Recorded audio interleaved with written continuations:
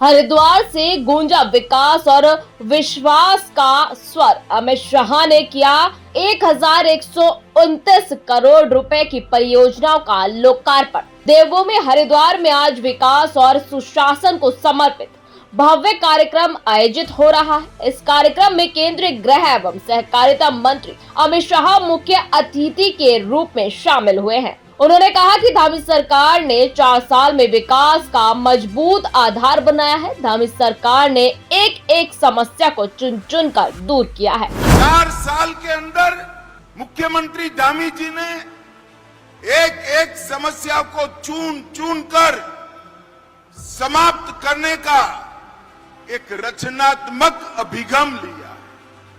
इसके कारण उत्तराखंड आज विकास के रास्ते पर 2 दूनी रात चौगुनी गति से आगे बढ़ रहा है। कार्यक्रम के दौरान अमित शाह ने लगभग 1129.91 करोड़ की लागत से तैयार 39 विकास परियोजना का लोकार्पण और शिलान्यास किया। इस मौके पर उत्तराखंड के मुख्यमंत्री पुष्कर सिंह धामी सहित सांसद विधायक मौजूद रहे। कार्यक्रम मुख्यमंत्री पुष्कर सिंह धामी के नेतृत्व वाली सरकार के 4 वर्ष पूरे होने के अवसर पर आयोजित किया जा रहा है। राज्य सरकार का कहना है कि बीते 4 वर्षों में उत्तराखंड ने विकास और सुशासन के क्षेत्र में कई महत्वपूर्ण उपलब्धियां हासिल की है। राज्य सरकार के अनुसार पिछले 4 वर्षों में कई बड़े फैसले लिए गए हैं, जिनमें प्रमुख रूप से यूसीसी लागू करने वाला देश का पहला राज्य बना उत्तराखंड, धर्मांतरण विरोधी और दंगारोधी कानून लागू कर कानून व्यवस्था को मजबूत किया, सेवा सुशासन और जनहित आधारित योजना को प्राथमिकता।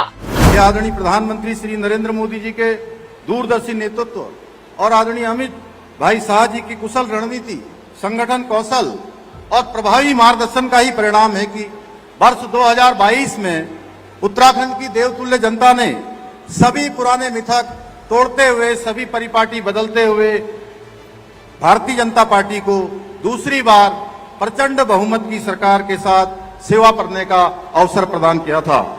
आदरणीय गृह मंत्री जी, ये आपके कुशल सांगठनिक कौशल और अटूट संकल्प शक्ति के बल पर ही आज भारतीय जनता पार्टी न केवल विश्व की सबसे बड़ी राजनीतिक पार्टी है, बल्कि सेवा सुशासन और राष्ट्र निर्माण के संकल्प के साथ भारत के कोने कोने में विकास की नई गाथाएं लिख रही है। यूनाइटेड नेशन के सतत विकास लक्ष्य की रैंकिंग में देश में पहला स्थान, ईज ऑफ डूइंग बिजनेस में अचीवर श्रेणी में स्थान। हमारा राज्य युवाओं को रोजगार देने के और अवसर उपलब्ध कराने में भी देश का अग्रणी राज्य बनकर उभरा है। ईज ऑफ डूइंग बिजनेस में उत्तराखंड को अचीवर्स स्टार्टअप रैंकिंग्स में लीडर्स की श्रेणी प्राप्त हुई है। हमें नीति आयोग भारत सरकार के 2023-24 के इंडेक्स में सतत विकास के लक्ष्यों को प्राप्त करने में पूरे देश में पहला स्थान प्राप्त हुआ है। हम वर्ष 2024 में नीति आयोग द्वारा जारी एक्सपोर्ट प्रिपेयर्डनेस इंडेक्स में भी देश के अग्रणी राज्यों में शामिल हुए हैं। हमें पर्यटन, एविएशन और खेल के विकास से जुड़े क्षेत्रों में best state for promotion of aviation ecosystem तथा बेस्ट विलेज, बेस्ट डिस्ट्रिक्ट जैसे राष्ट्रीय सम्मान भी प्राप्त हुए हैं। आज उत्तराखंड को national logistics index, state startup ecosystem, ease of doing business, state energy and green index जैसे कई राष्ट्रीय सूचकांकों में विभिन्न पुरस्कार प्राप्त हुए हैं। लगातार 4 वर्षों तक मोस्ट फिल्म फ्रेंडली स्टेट का राष्ट्रीय पुरस्कार। राज्य के इतिहास में पहली बार 12,000 एकड़ से अधिक भूमि अतिक्रमण मुक्त। खेलों को बढ़ावा देने के लिए खिलाड़ियों को बेहतर सुविधाएं। चारधाम यात्रा में हर वर्ष नए रिकॉर्ड, पर्यटन को मिला बड़ा प्रोत्साहन। पहली बार राज्य में G20 वैश्विक सम्मेलन का साक्षी बना। पहली बार राज्य में राष्ट्रीय खेलों का आयोजन हुआ और पहली बार राज्य के खिलाड़ियों ने 100 से अधिक राष्ट्रीय खेलों में मेडल प्राप्त कर अंक तालिका में उत्तराखंड राज्य ने 7वां स्थान प्राप्त किया। पहली बार राज्य में वर्ष भर पर्यटन को बढ़ावा देने के लिए बृहद स्तर पर शीतकालीन यात्रा प्रारंभ की गई।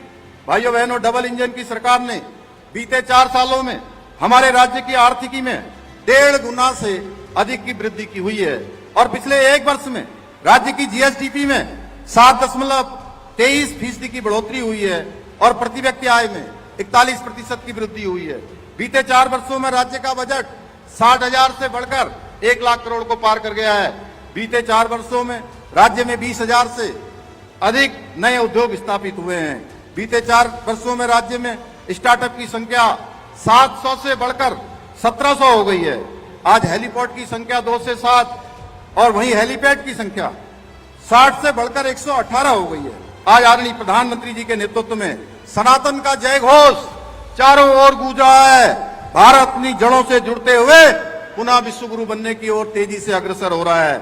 चाहे अयोध्या जी में भगवान श्री रामचंद्र जी का भव्य मंदिर बनना हो, काशी में काशी कॉरिडोर बनना हो, उज्जैन में महाकाल लोक बनना हो, या हमारे राज्य में केदारनाथ धाम, बद्रीनाथ धाम का मास्टर प्लान हो या नव निर्माण का काम हो। आज हमारी धार्मिक धरोहरों को संवारने का, सजाने का उल्लेखनीय कार्य किया जा रहा है, पर हमारे विपक्ष को ये सब रास नहीं आ रहा है। ये वही लोग हैं जिन्होंने भगवान श्री राम के भव्य मंदिर को बनने से रोकने के लिए अपनी पूरी ताकत लगा दी थी। नकल विरोधी कानून लागू कर 28,000 से अधिक युवाओं को सरकारी नौकरी। विकास और विश्वास का संदेश। सरकार के अनुसार यह कार्यक्रम राज्य में विकास, सुशासन और जन कल्याणकारी योजनाओं के 4 वर्षों की उपलब्धियों को जनता के सामने प्रस्तुत करने के उद्देश्य से आयोजित किया जा रहा है। Bureau report, Chiragilal news.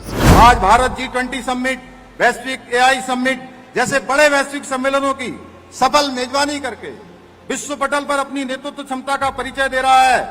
आज पूरी दुनिया मान रही है कि भारत विश्व की सबसे बड़ी आर्थिक शक्ति के रूप में जल्द ही उभरने वाला है। परंतु हमारे कांग्रेस के मित्रों को विश्व पटल पर भारत की बढ़ती प्रतिष्ठा और सम्मान रास नहीं आ रहा है।